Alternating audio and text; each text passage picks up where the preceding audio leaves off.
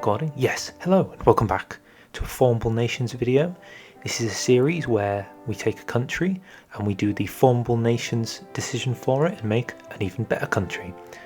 Today we're going to be doing both Scandinavia and the Nordic Union together. Here we are playing Sweden. Iron Man historical. Let's go in. Okay, so for those who don't really get how this works, generally speaking we try and form any formable nation without getting into a war with any major faction, so Soviets, German or England's faction, and the way we're going to be doing it is using the key component of threat, and we're going to be following that as we go through, but let's just get everything set up first. So this is basically for me going to be a speed run of how quickly I can do it. We start off. We're going to train our division. I'm not really worrying about the navy as long as we have it. Going straight in with political effort. Military factories being built. Tech has been teched out. And our production is good to go. Notice that I've added artillery. You will have to add that yourself. Okay, now let's just whack it on 5 speed and wait until the focus is done. Because this is literally all this formable nation is about. So as we're waiting for the focus to be done, let's talk about what we need to do to form the countries. We need to annex Norway, Denmark and Finland. Uniting them all lets us get the Nordic Unity, which gives us cores on all the territory. We're also doing Kalmar Union. Kalmar Union comes first, and then Nordic Unity. First off, we need to go fascist though, so we need to wait for this focus. Italy taking Ethiopia is definitely a mood. Okay, and the second the focus is done, you immediately want to get a fascist demagogue. So I'm going to be showing you all the way through from start to finish how to do this in what I think is the fastest time possible. And that means we are not going to be taking a focus basically from now on. The Rhineland. We need to wait until we have 10.10% fascism, because that's it's the start of when you're allowed to take the civil war decision. Or preparation for civil war, as seen here. If you're anything like me, just seeing this not taking a focus is stressing me out. I have to take something. If you're wondering, we're going concentrated industry because we only value the factory output. With this path you need guns, and that's basically all you're going to be working towards is guns. Okay, so we just hit 10.10, finally, and we can now do our prepare for civil war decision. And the thing we're going to be doing is expand civil support. We're going to be clicking this 3 times, and every time it becomes available, we click it. This is the first time. Getting those improved machine tools, more guns is more win. And the second time we're going to take it. Okay, now we're almost done with our second time going through expand civil support. I'm going to start training 1 horsey boy.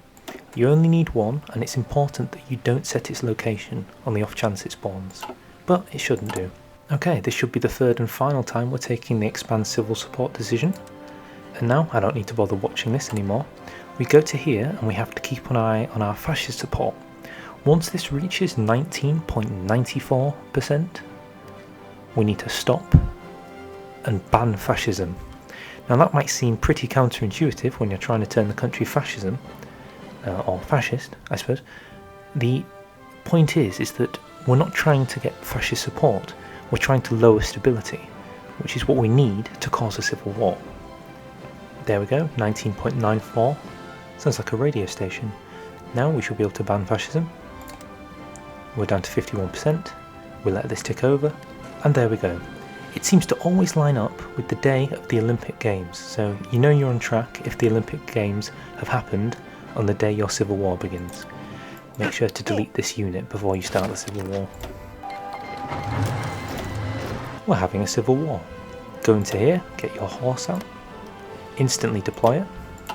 Now when you deploy your horse, it will have 0 organisation. That means when you try to move it, it will stop. Like so. But once it has some organisation, it literally could be 1 organisation, it can now move.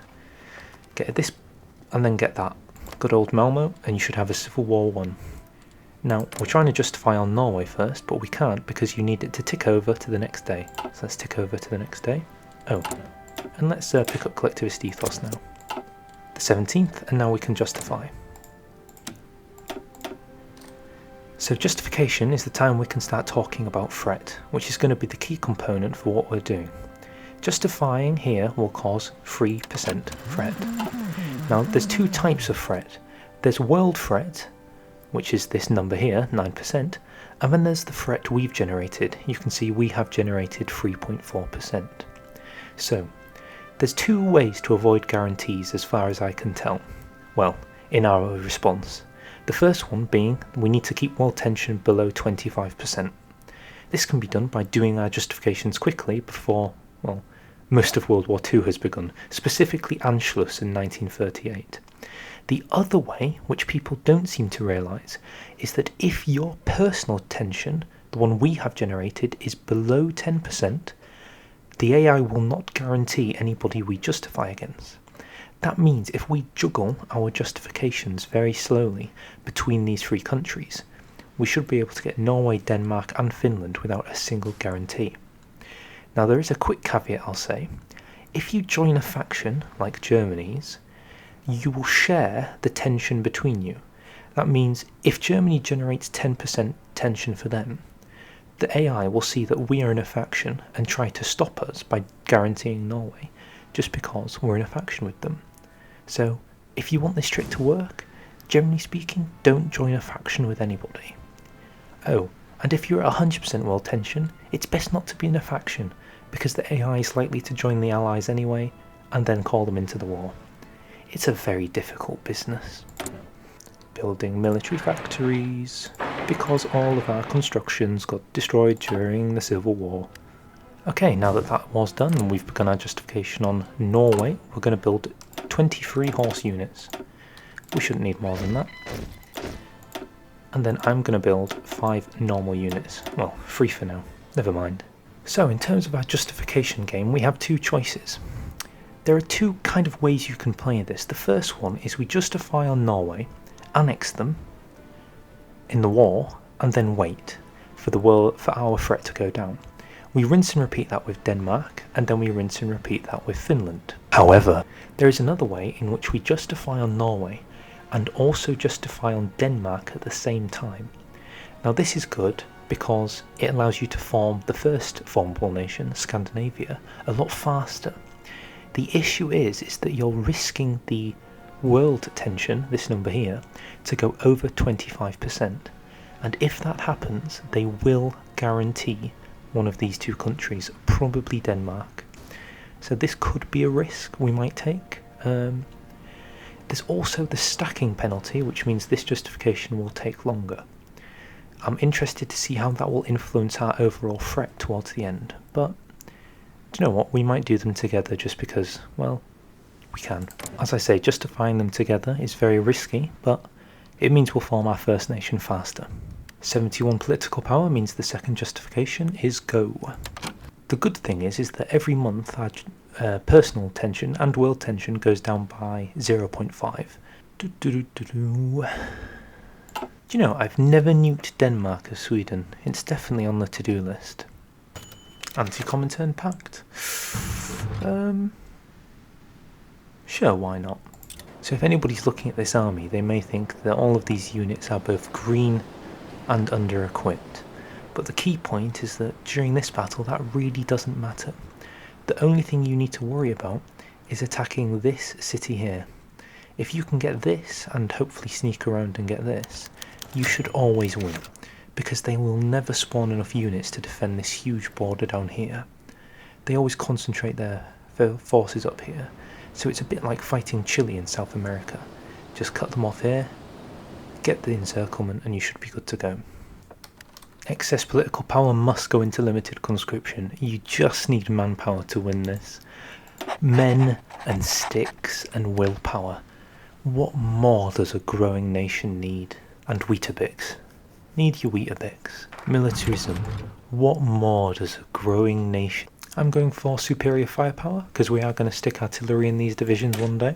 Justification is ready, and we should be good to go. I don't really have any concerns about this war. These units will be done when they're done. I think it's just a case of pushing through, getting the victory points, and most of all getting this here. If we get this here, it's a guaranteed victory.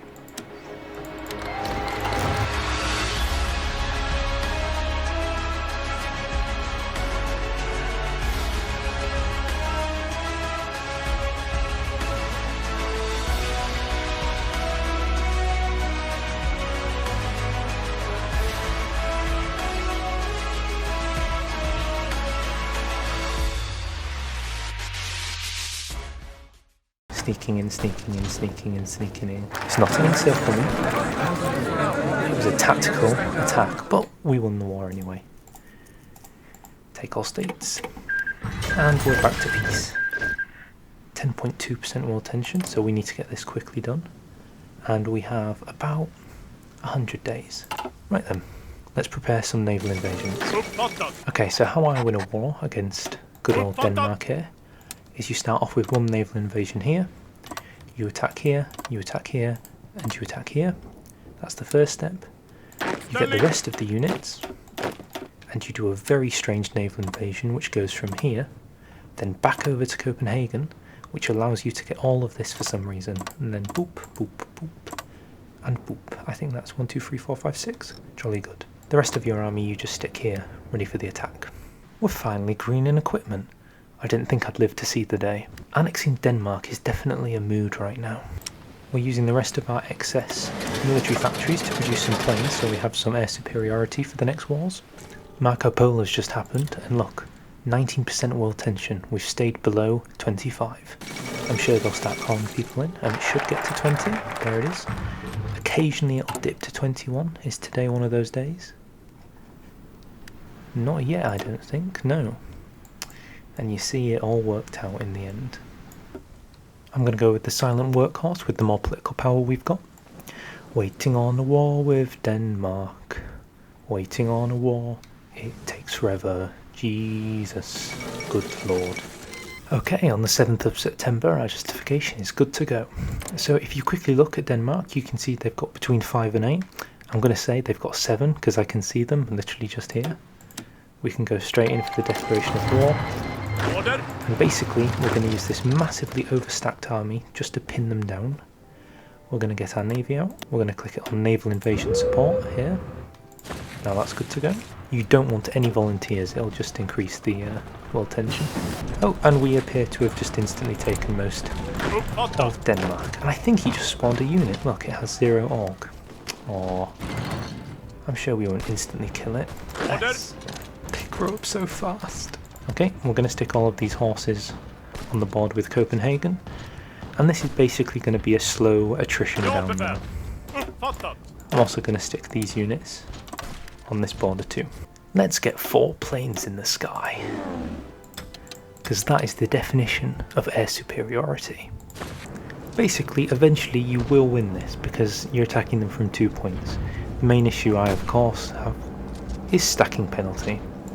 But it's a war you'll win again, eventually. Is that slowly turning green? Do my eyes deceive me? Oh, I think it might be turning green. As I said, they can't hold out here forever. It's just a matter of time. So while that's going on, let's talk about our world tension. Once we've annexed them, we will be pretty high up in the world tension, and that means we're going to be spending the majority of 1938 waiting for that tension to drop. Because we're at war, our world tension isn't really dropping right now. We're seen as sort of a warmonger. I don't know why they think that. It's entirely inflated fake news. For a war this guy claims I'm losing, the number does appear to be going towards 100, not towards 0. Just you know, something to consider. 94, 95... Any day now. It's slow, but you'll definitely get there by the end. I can promise you that. Oh look, we did it. And I say, this strategy, exactly as I have done it, works quite literally every time. So if you ever get stuck crossing a strait, you know, that's basically how I do it. World tension is 13.2, well, our personal tension. So now listen to some music as I literally AFK, because there is nothing we can do to justify on old Finland until this is low. But I do have one gleaming bit of news.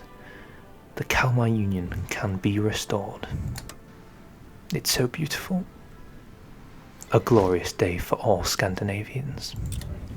I think it's time for some partial mobilisation while we do absolutely nothing. Can't we just say that we did get Scandinavia at the start of 1938? I think all things considered, that's pretty good. 12% and lowering. 10.8 and I am falling asleep. Ooh, computer machines. I think I'm going to do something quite a bit bold, and I'm actually going to exchange a research and go for landing craft. Now the reason is I think if we do a massive naval invasion of Finland on basically every naval province they have, we should almost guarantee ourselves the victory. 59 factories is pretty good for a 1938 Sweden. If you actually compare our military base, we've got, what, 20 mills, 35 civs. Italy, less civs and more mills. So you could say we're like a reverse Italy at this point. Scandinavia is definitely a mood right now. Okay, so we're down to 9% tension for us now, which to me says we should have a look. Now if I'm going to estimate, I'm guessing it's between 4 and 3. It's 4. Okay, so this could be like 4.9 or 4.1. I'd like to say Happy New Year to everybody. I literally have spent a year basically doing nothing but preparing for this war. So as the New Year's come in, we're at 6%. This is at 4, so I mean if this was 4 on the dot, it would still hit 10. So we need to wait a minimum of another month, but before we do, I'm going to quickly walk you through. We'll just deploy those now, it doesn't really matter. I'm going to quickly walk you through the plan for how we're going to win this. So it's basically entirely about naval invasions. So one of them has to be along here, like so. One of them is going to be here, and it will be from this port all the way down to here. The next one will be from here, and then securing this entire coastline here. And then we're going to train one more army, which will go from Stockholm to Turku, and most importantly take the island of a land before they can reinforce it. So I'm going to quickly train out one more army, and that should basically 100% guarantee you victory, because you will own the entirety of the coast and they just cannot fortify a border that big. It's at that point you just squiggle through the cracks and through the lakes, and it's a guaranteed victory. So I'll see you when we're good to justify. Okay, so it's the 1st of February and the world tension, or personal tension we got, is 5.4. So that should be 100% good enough to go. 9.5. It wasn't 200%, but that's good enough for me. So now it's just a case of waiting out the 205 days. I will say at this point, this is the guaranteed victory point. There's only one remaining factor you have to be careful of, and that's the Soviet Union, because they do want the state of Kajala, I'm not sure if there's an accent on that. So you will be racing them in the sense that they will want to take that. But because you're doing this so early, I mean the 1st of February in 1939, I really don't think it's an issue. So yeah, let's just finish this war. Research slot 2. Right, landing craft is done, which is good, because it means we can quickly assign all of these units to their assigned orders. This one from Stockholm just attacks here, here, here, and here, so the island and the port is the main thing.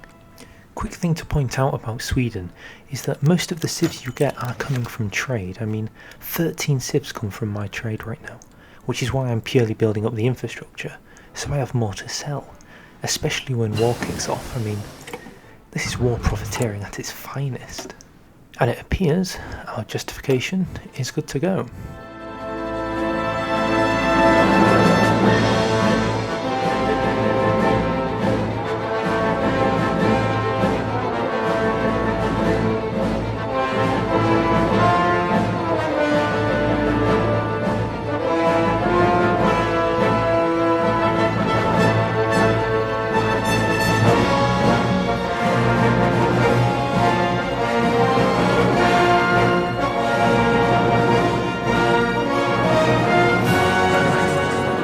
It's over.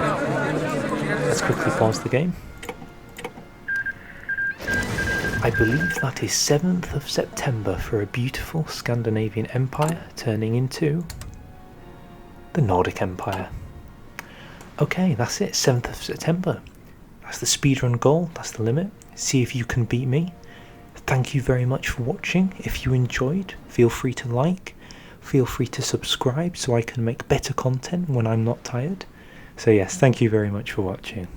Bye bye.